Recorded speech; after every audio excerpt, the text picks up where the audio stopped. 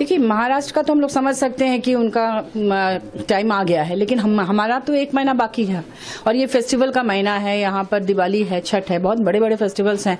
इसमें इस तरह की बंदिश लगेगी तो बहुत दिक्कत होने वाला है।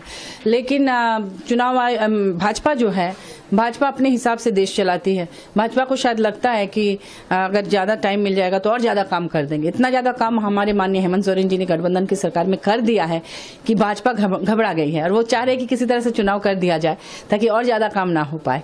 जबकि बार बार उन्होंने कोशिश भी की कि जेल भेजकर ईडी ने अरेस्ट किया, 5 महीने तक वो जेल में रहे, कोई सबूत नहीं मिला, माननीय न्यायालय ने उनको बेल दे दिया।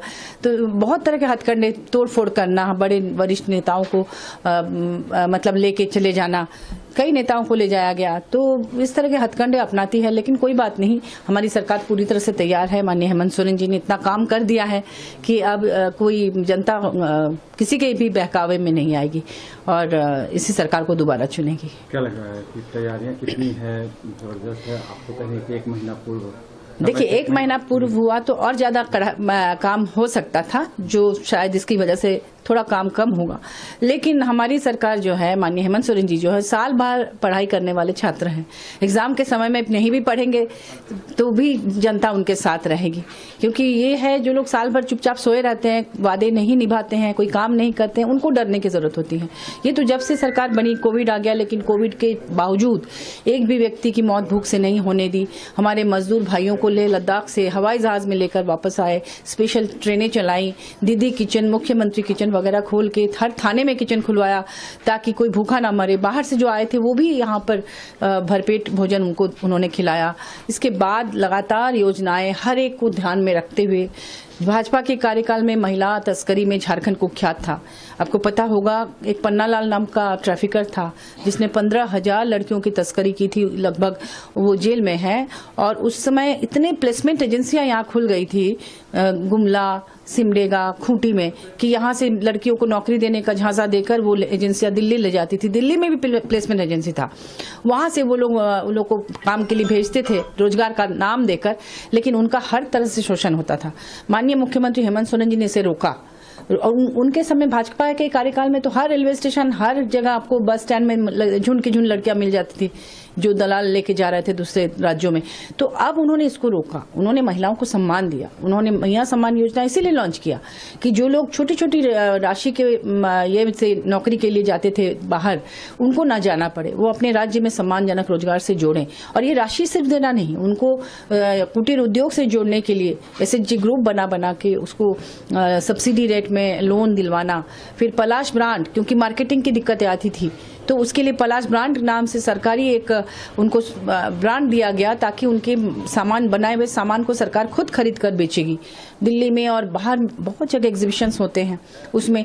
और इसके अलावा यहाँ की प्रतिभाशाली बच्चों को, युवक युवतियों को विदेशों के सबसे महत्वपूर्ण शिक्षण संस्थानों, मैं आपको बताऊं कि लंदन स्कूल ऑफ इकोनॉमिक्स जैसे संस्थान में पढ़ने के लिए यहाँ के बच्चों को भेज रहे हैं, वो चुन के प्रतिभाशाली बच्चों को। इलेक्शन का घोषणा होना है और इसकी जानकारी कल ही भाजपा नेताओं को हो जाती है। बहुत गंभीर विषय है। क्या भाजपा नेताओं के इशारे पर आयोग काम करता है? हेमंता विश्व शर्मा जी का एक बाइट है कल, उन्होंने बोलते बोलते ये बोल दिया कि कल तो चुनाव की घोषणा हो जाएगी। बड़ा अजीब लगता है।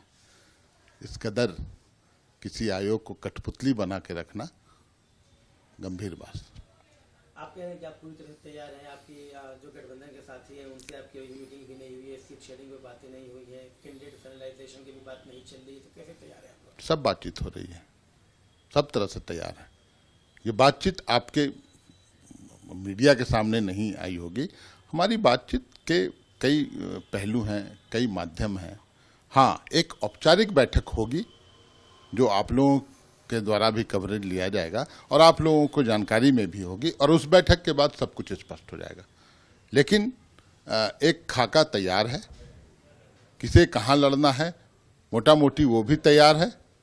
घोषणा बाकी है, 2-3 सीट पर जिच है जिस पर बात होगी और फिर आगे घोषणा हो जाएगी। मतलब आज घोषणा हो जाएगी, अगर तारीख होगी तो आप लोग बिल्कुल कमर कस के और मजबूत तरीके से मैदान में आ जाएंगे? बिल्कुल, जैसे घोषणा होगी उसके बाद मैं समझता हूँ बहुत जल्द इंडिया गठबंधन की बैठक होगी और बैठक आपको भी जानकारी दी जाएगी और उसके पश्चात हम लोग घोषणा कर देंगे कि कौन से सीट पर, माने हमारे अलाइज पार्टनर कितने कितने सीटों पर चुनाव लड़ेंगे।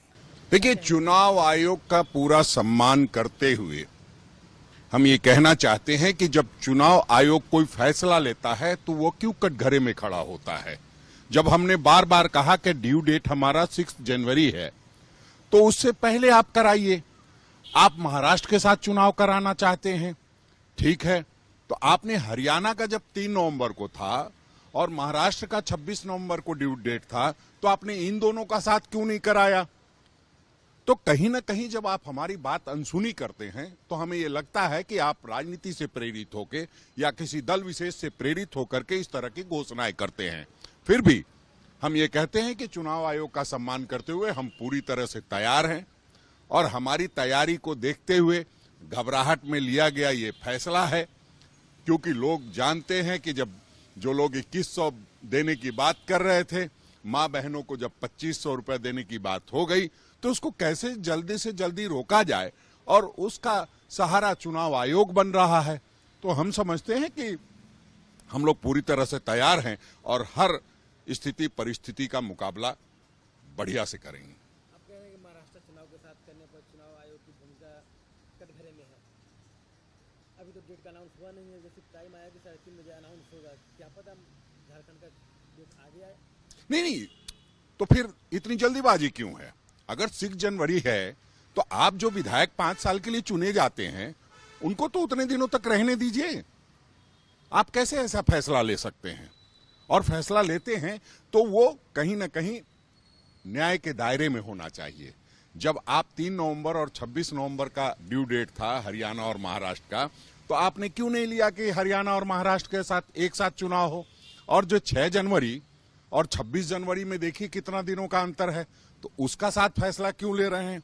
ये सवाल उठेंगे और उठना लाजमी भी है, लेकिन हमारा ये मानना है कि जब भी कोई हमने संविधान में सबको अपनी अपनी जगह दी है और अपना अपना अधिकार दिया है, तो उस अधिकार का न्यायपूर्वक पालन करते हुए ये सारी चीजें होनी चाहिए। चुनाव आयोग की बात है, आपका गठबंधन कितना तैयार है, कितना भरोसा है आप लोगों को अपने ऊपर। देखिए, जिन लोगों का गठबंधन अभी तैयार नहीं है वो बात अलग है। हमारा गठबंधन, हमारी गठबंधन की सरकार चल रही है, तो हमें तैयार होने की जरूरत नहीं है तैयार हम।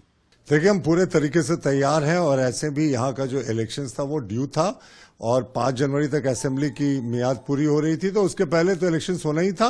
लेकिन झारखंड मुक्ति मोर्चा किस तरीके से घबरा गया है कि उसने ऑफिशियली पोस्ट किया कि साहब ये मर्डर ऑफ डेमोक्रेसी, ये समय से पहले चुनाव करा रहे हैं। ये सब डर इनका सर चढ़कर बोल रहा है। इनकी कुशासन, भ्रष्टाचार, मिस गवर्नेंस और लूट खसोट के राज का अंत होने वाला है। और जिस तरीके से भारतीय जनता पार्टी को अपार सफलता मिल रही है अपने जो पंचप्रण की घोषणा के बाद, जो हमारा मैनिफेस्टो का पहला हिस्सा था, उसे ये क्लियर हो गया है कि हेमंत सोरेन डायनेस्टी के अंतिम युवराज साबित होंगे और झारखंड मुक्ति मोर्चा की करारी हार होगी। हम पूरे तरीके से चुनाव के लिए तैयार हैं।